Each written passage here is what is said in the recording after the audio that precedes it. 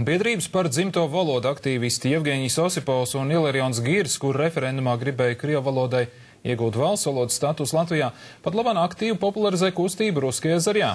Tā apvieno krievalodīgo kopienas un grib atjaunot mācības vienīgi krievu valodā un vēlas jaunu referendumu.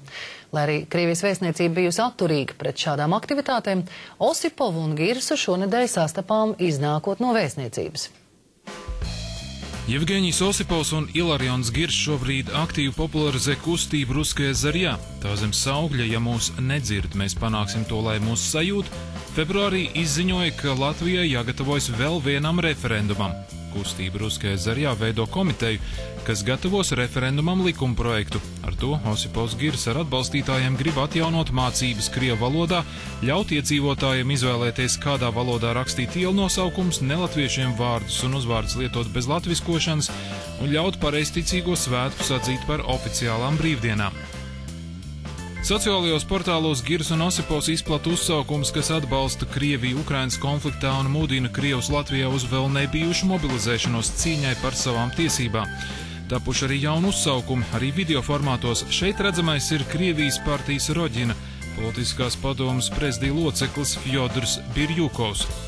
В Латвии вновь на повестку дня выходит русский вопрос. Движение «Русская заря», объединяющее активистов русских общин, русскоязычных граждан этой страны, инициирует подготовку и проведение референдума о защите русского языка, об отстаивании прав и свобод русскоговорящих граждан.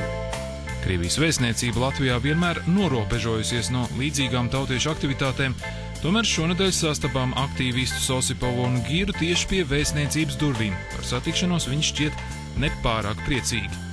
Sveiki! TV3. Mēs gribējām pajautāt, ko jūs vēstniecībā darījāt? Туристическую визу оформляли. Kā lūdzu? Визу оформляли туристическую. Uz kurien tu brauksiet? На юг России, чтобы потом в Крым поехать, отдохнуть. Jūs tiešām Да какое ваше дело собачье? Что, кто, где делает? Да? Вы с какой целью интересуетесь? Понимаете, вы так следите все время за нами, вы в курсе наших вот в это посольство, когда кто ходит, вы тоже за ними шастаете? Может, вы нам зла хотите там, и интересуетесь о наших планах? Да ладно. Может, вы преступники? Нет? Нет? Вот узнаете ли этой женщины, куда она ходила? Зачем? Nu, ja viņi interesanti kaut ko sāks darīt, tad mēs painteresēsimies. Так, а вы как думаете, что мы там делали? Tur? Да. Vēstniecībā tiešām nezinām. Ну. Tāpēc arī prasam. Пойдем, что с ним разговаривать? Да, все.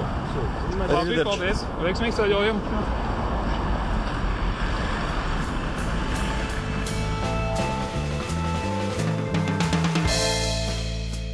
No Osipovas